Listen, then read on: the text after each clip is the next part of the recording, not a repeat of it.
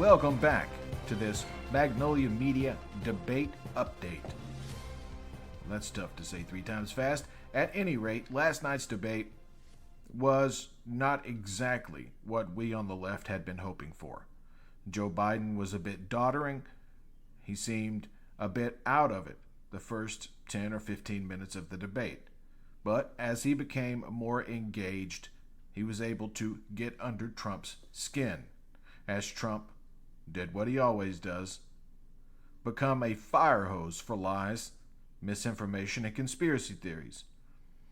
He was, in fact, as unhinged as we've ever seen him, and perhaps that was part of the plan. Remind America just how unhinged, how terrible, how constantly worrisome it was having Donald Trump in the Oval Office, a man who has no business in any office, much less the most powerful office in the land, not just in this country, but perhaps the entire world. Donald Trump can't be given a nuclear football. Donald Trump can't be given a regular football. His hands aren't big enough to hold on to it. He's an absolute maniac, not to mention a felon 34 times over. Next time, if there's a next time, in September as there's supposed to be, Joe Biden should use his time by ignoring the lies of Donald Trump if they're going to use this format again, which was an abdication of their journalistic responsibility. Jake Tapper and Dana Bash should not have jobs today. It was that bad. They shouldn't have jobs at CNN, and their 7- and 8-figure salaries should disappear. Like the sun when it goes behind some clouds, just that suddenly and all at once. For what they did was essentially warm up to the idea we might have a fascist dictatorship, and if that happens, they want to be on his good side. Well, last night they did a lot to be on his good side by not fact-checking, by not clapping back at the torrent of lies and misinformation being spewed by elderly first-time offender Dementia J. Trump. His dementia was, in fact, on full display. And my evidence for this comes from perhaps the most lively rally I've seen from Joe Biden. One where everyone seemed engaged, where the chants of Joe drowned out his ability to speak with the terrible cold he had caught some days before. Now, I'll say this. I had a cold, probably a very similar cold to what Joe Biden had, that was more like a flu, that lasted nearly 2 weeks and kept me off the air for 10 straight days. It's almost impossible to catch up in the podcasting world and in the news business if you're out for 10 straight days when it's primarily your responsibility to report the aforementioned news. But Joe Biden, it was his first time on stage in 4 years with this incredibly unhinged man. Should he have pushed harder on Project 2025? No, that was Dana Bash and Jake Tapper's job. Should he have spent so much time trying to correct what Donald Trump had to say with only 120 seconds each time before his microphone was shut off? Yes, he should have. He should have ignored it. Instead, he should have focused on Trump's propped up wealth, his claims of being a billionaire, his children. Since Hunter Biden wasn't off limits, then why should Ivanka Trump be off limits to Joe Biden? Why should Don Jr. and his obvious drug abuse be off limits to Joe Biden? Get angry, Joe, the way you did at the North Carolina rally immediately following the debate, which again was as lively a crowd as I have seen thus far. People who support the president, people who are apt to support the president, rallied behind him in a way I had yet to see this election cycle. People going absolutely nuts. They want to be the backbone for a leader that has given them so much. This may have done what the Biden administration had been attempting to do for months, and that's bring black men back into the fold in major numbers and not lose 1 in 5 or 1 in 4. That ship sailed last night as you saw a fat, rich, white guy do nothing but stand and lie. And people in these communities know that he's lying.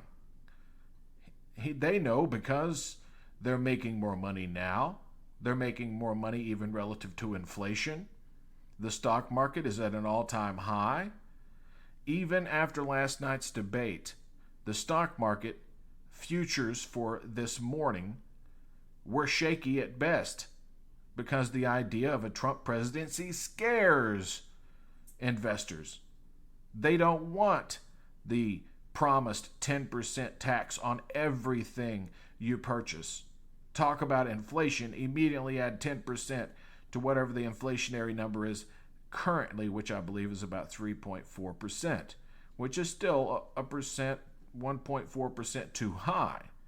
I'm not here, advocating for higher inflation or even 3% inflation. All I'm saying is that compared to 5.1% increase in overall real wages outweighs that 3.4. 3.4 is less than 5.1. And finally, we're on the right path. We cannot abandon that path now. And that means reelecting Sherrod Brown and John Tester. I believe the rest of our senators are in pretty good shape, from Maryland all the way out to Nevada and Arizona, as of course Ruben Gallego is running against Crazy Carrie Lake. So, what do I take away from last night's debate? It was the perfect reset for the Biden campaign at a time when Biden has already surpassed Trump in the polls. It's just that simple. We keep putting our foot on the gas as a democracy, as Americans, as people who want more freedom and not less, who don't want more Samuel Alitos appointed to the Supreme Court. We're already in a terrible situation in this country, and a Republican president, a Republican Senate, a Republican House would finish the job started by Donald Trump back in 2017 when he started adding $2.7 trillion to the national debt with an unpaid tax cut, meaning he didn't find a way to pay for it by cutting something or increasing this, decreasing that. That's how government works. And that's one thing Joe Biden has on his side. He's of sound mind and body. He's an old man. Yes, I admit that outright. But in this particular case, his age is a feature, not a bug. Because he's not running marathons. He's sitting behind a desk making executive decisions to one of the youngest and most impressive group of people to ever work in an administration. So after watching that North Carolina rally where Biden seemed full of fire, he seemed humbled, and he was propped up by the enthusiasm of the crowd. Don't believe these polls, people. Don't. Just focus on what you can do, and that's tell a friend who tells a friend who tells a friend. Offer to phone bank. Offer to volunteer. I started a podcast, and we haven't reached a lot of people, but we're reaching more and more each month.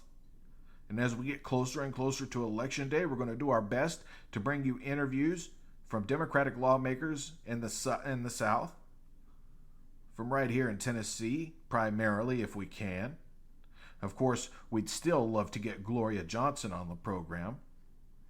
But it did seem to reset the empathy and sympathy meter for Joe Biden. And that has been a big part of his political success. The fact the man entered the Senate just after his young wife and his young daughter were killed in a car wreck, his two boys lying in an ICU, Bo and Hunter. Of course, Bo has since passed away, and Hunter went through a terrible drug crisis.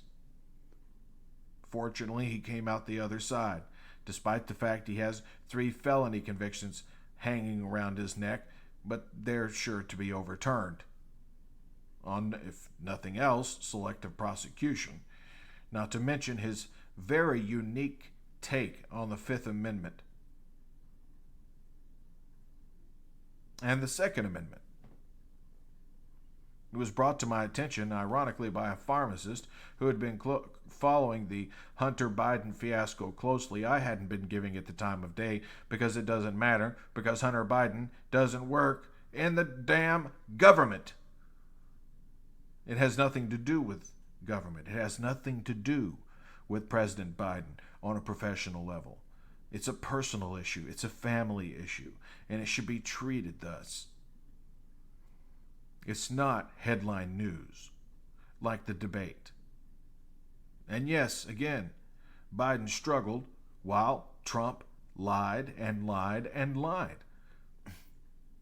Americans, on the whole, at least the majority of us, not the 30% or so who've gone down the Trump rabbit hole and will forgive him for everything from wearing a diaper to sleeping with porn stars while his wife is at home pregnant with his last child, a mail-order bride from Eastern Europe who obviously despises him, a man who can't quote a single bit of scripture, but gets all the support of evangelicals. Why? Because he's willing to attack.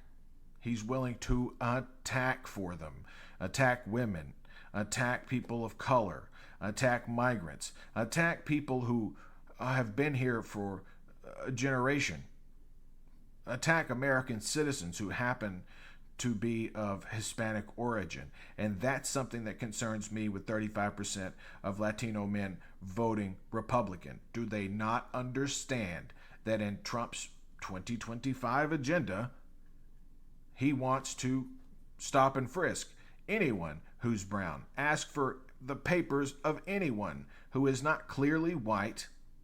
And for those who are black, well, it's going to be very difficult to have your ballot counted, especially in red states, because there will be no oversight by the Department of Justice.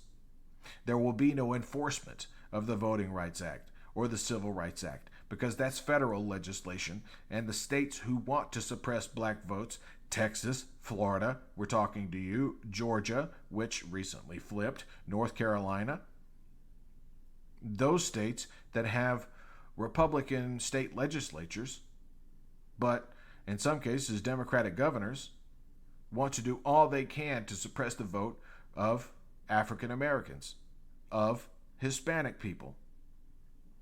Why? Because ultimately Trump wants to put Hispanic people in concentration camps, in internment camps. Believe what you want to, amigo. Believe what you want to. But this is the fact.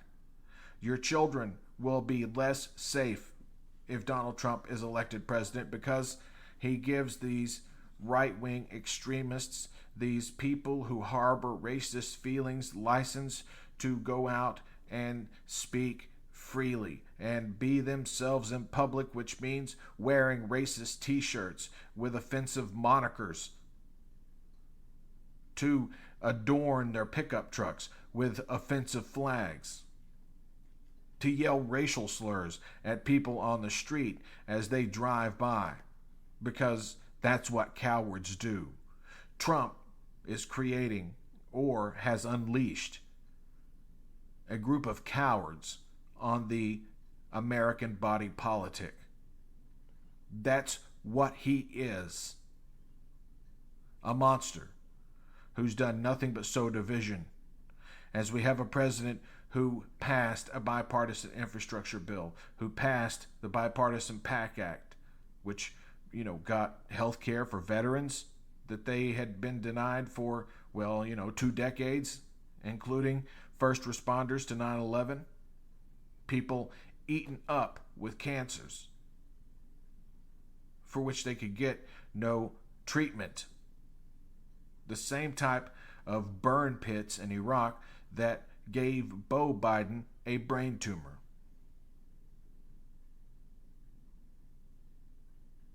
Those are incredible things.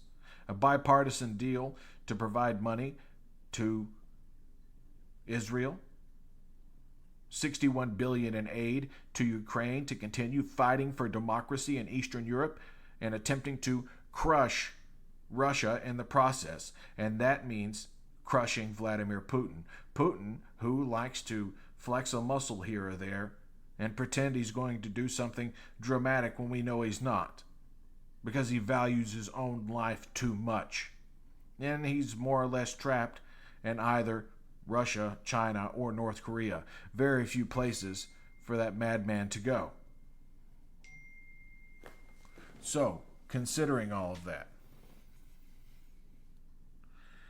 considering where we are as a nation, considering the response received by Joe Biden, or received by the crowd when Joe Biden arrived in North Carolina, I see a redoubling of our efforts. I see more people saying, whoa, whoa, whoa, we better set up and take attention. We better tell a friend. We better really get involved. We better phone bank. We better give money. We better show up to rallies. We better make it clear that we are the majority. That Joe Biden did win Pennsylvania, Michigan, Wisconsin, obviously Minnesota, Colorado, Virginia. That's the election. But then he threw in Arizona. Then he threw in Georgia. Those were extras. Those were just little extras along the,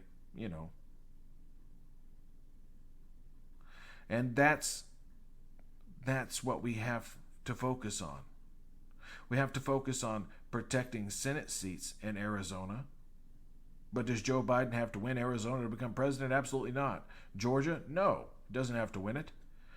Now, would it be, a cherry on top of the sundae? Of course it would. And I think after the debate performance, which opened up people's heart and mind to the idea of Joe Biden, even if right-wing punditry is going to have a field day with what happened last night, it doesn't change the fact that the people who lean Democratic or are Democrats, like myself, who are progressives who were unhappy with Joe, saw something last night that reminded them of what life would be like under a Donald Trump dictatorship. Terrifying at best. An absolute horror show, more than likely. There would be unpunished murder in the streets, and we know that because we have Kyle Rittenhouse as an example. As long as they wind up in front of Trump judges, and if they don't end up in front of Trump judges, they'll be pardoned offhand.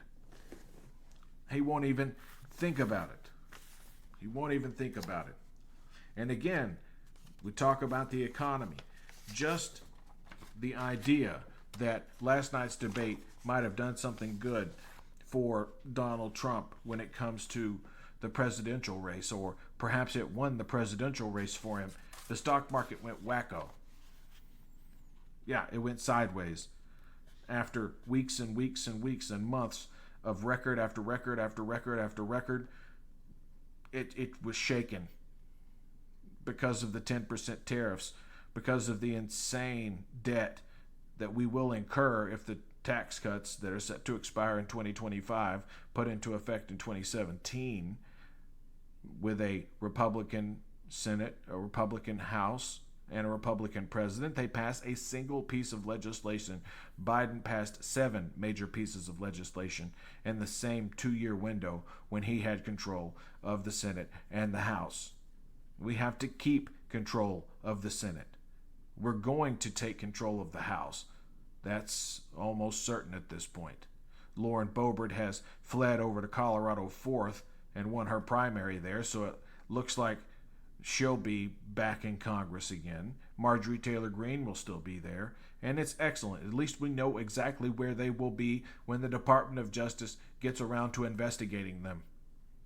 Matt Gaetz included. Matt Gaetz, you must know that you are in as much trouble as Donald Trump if Trump loses this election. Because Donald Trump will spend the rest of his life in prison if he loses this election. The Supreme Court will have no choice but to completely pass on any concept of presidential immunity, either that or put Donald Trump's actual life in danger. Because at that point, there'd be no chance he'll ever be president, but plenty of chance that the current president might be tired of dealing with him, tired of the strain he puts on the American system. Whatever, it wouldn't matter because President Biden would not be able to be held responsible for any of it. So, of course, they'll rule there is no absolute presidential immunity, and instead, the cases in Florida, which will likely be reassigned to a different judge at that point, and the cases in Washington, D.C., the case in Georgia will all move forward. The case in Georgia may be last, but there will also be a case in Michigan and a case in Arizona and possibly a case in Wisconsin. We'll just see what happens. But we know the case in D.C., that judge, that courtroom is chomping at the bit to get that one underway. There's no reason it should have been stalled beyond March 4th. But the Supreme Court, doing a favor for their guy. That's what they do. It is a political body, and it must be reformed. And that's why holding on to the Senate is so important. Two things. One, D.C. statehood. Kill the filibuster, make D.C. a state, give those 750, 850,000 people much, much more than the population of Wyoming, almost the population of Wyoming and Montana combined. Representation in government. Give them 2 senators. I mean, my God, we have a North and a South Dakota designed for this very reason. Let's keep that in mind. Arizona could be part of New Mexico. There was no reason to cut it out, but they, I guess wanted Texas to be the biggest state in the contiguous United States. Of course, Alaska is the biggest. And we need to seriously talk with the Puerto Ricans about making Puerto Rico a state and not a U.S. territory. And that, of course, would also mean 2 Democratic senators, year in, year out, term in, term out. We need to change this government. We also have to kill the filibuster to appoint a dozen new judges, taking the total to 51, and in the same piece of legislation, passing a law that doesn't allow this format to be changed for the next 50 years. So that Republicans who can't pass anything except a tax cut, even when they have complete control of government, would have to repeal 2 laws. The first one would be reviewable by the Supreme Court, and likely they would be told any attempt to expand the court at this point inside the 50-year window would be deemed unconstitutional, or at the very least unlawful. Ultimately, my takeaway from the debate is it woke up the empathy and sympathy for Joe Biden, for his one-man fight against autocracy, against the end of American democracy, something in which he believes so dearly. It's so close to his heart. It's something, American politics is something he simply can't live without. It's not about power for Joe. It's about routine. I mean, for 37 years, he was in the United States Senate. For 8 years, he was vice president to the first black president of the United States, proudly. 4 years, he sat on the sideline after his son, Beau, died tragically of a brain tumor. Then he jumped back into it. At age 78, he decided to run for president, and he won. He won by 7 million popular votes. He's done a lot to expand his base. He's done outreach to Hispanic voters, to Jewish voters, to black voters, to Asian voters, to voters in all age demographics. He's used his vice president where she would be stronger at appealing to certain groups, especially in the South, like Atlanta, where most Democrats are African American. The backbone of the Democratic Party is African American, and I wouldn't be surprised if after this performance you will see a spike in support and enthusiasm among African Americans, especially in the Southeast, because they saw a fat, rich white man try to run roughshod over the current president of the United States, and a man trying to defend himself from a fire hose of lies and disinformation instead of focusing in on what he should have been doing, and that was demeaning Donald Trump, bringing him to his knees, making him act as erratic as possible. And he was erratic. He was all over the place. He was scary. He was terrifying. He didn't rein it in a bit. He was classic Donald Trump. That's exactly what people needed to see. And Dana Bash and Jake Tapper, you can both go to hell for your journalistic behavior, your non-journalistic behavior, I should say. It was absolutely pathetic. The fact CNN agreed not to fact-check the biggest liar in the history of U.S. politics shows you what type of organization CNN is. The only cable news I'm left with is a little bit of CNN just in the background during the day. And the idea that Washington Post article from 2 days ago, surveying 3,513 people across 6 states, who said that they trusted Trump more to save democracy than Joe Biden, those are called stupid people. And you wasted time writing an article about 3,513 people spread across 6 states, six states, 6 populated states. At any rate, I digress and jump right back to where I started. The North Carolina rally was something that gave me hope in a way a good debate performance never could have. It never could have. But seeing that type of enthusiasm, seeing that type of crowd, seeing that many people out chanting Joe, Joe, Joe over and over again, doing the work necessary to win the election, is not getting up on a debate stage and spouting lies for an hour. It's not trying to swat those lies aside the way Joe Biden attempted to do.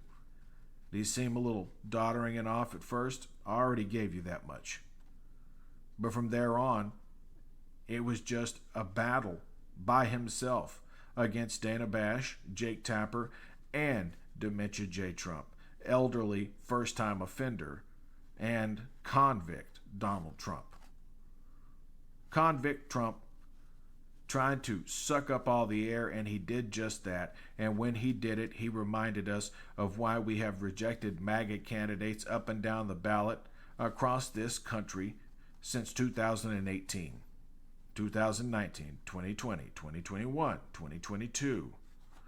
I mean, taking back the entire Virginia State House in one election, taking control of the Michigan State Legislature for the first time in 50 years. This House and the Senate in a single election. And no one believed it was possible. Again, I throw it back to Judge Janet Protasewicz, the Chief Justice of the Supreme Court of Wisconsin, who was projected to lose by 3 or 4 points. Even in exit polling, she was down 3 points, and she won by 11. The polling industrial complex has gotten more and more conniving over the last few years. When you see numbers like Biden leading in this group by this percent, and this group by that percent, and this group by that percent, but he's losing white men by 12 points, so he's ultimately tied. That's ridiculous. And as for brainworm Robert F. Kennedy, I think he was completely forgotten. As of last night, we can mark the beginning of the end of the failed campaign and the stupidity of a once decent guy whose brainworm completely rotted his common sense, and that is, of course, RFK Jr. Kudos to Biden, especially for bouncing back so quickly and so vibrantly in North Carolina, being humble, and letting the crowd prop him up, letting the American people be his backbone. Because we will do that. And we will do that this November at the polls. I feel absolutely as strong about this as I've felt about anything. I feel absolutely as strong about this as I have felt about anything, that the American people have seen what Joe Biden has done for us, and they will get out in big numbers and support him. Fake videos, right-wing propaganda, whatever. I don't think it's going to make any difference, because to independents, especially independents who lean Democrat, what they saw last night was repulsive. They saw a madman on parade in Donald Trump, and a decent man just trying to figure out how to get his bearings with all that was going on, because again, it was two moderators who refused to do anything. Donald Trump versus Joe Biden, who again adhered to the rules. 120 seconds is not enough time to deal with a deluge of lies and to get any point across. It's not enough time. With all of that being said, I hope you've enjoyed this Magnolia Media update, this debate update that I decided to do after giving the time today to sort of think and let what happened last night sink in, to find the good, the bad, and the ugly. And the ugly isn't as ugly as we thought it was. The upside, well, is the upside. I think that the Biden coalition has now been put on notice that it's time to rally around the president. It's time to rally around the vice president. She doesn't poll well. She doesn't have high approval and popularity ratings. What politician on that sort of stage does? Did Mike Pence have those type of numbers? Perhaps Joe Biden did. Perhaps Al Gore did. But Dick Cheney was looked at as the corporate overlord Satan of the United States. He and Halliburton decided to use the United States government to invade Iraq for oil. And they've done quite well as a result. And I digress. Take the opportunity to be kind to someone. Take the opportunity to say yes to a new experience. Take the opportunity to go places and see things that you didn't think you had an interest in going and seeing. Embrace those you love. Embrace those who have your back no matter what. And keep those friends close, but not so close that you're blind to any sort of betrayal. Just remember that life is beautiful, and it's over in a breath. It's over in a second. And until next time.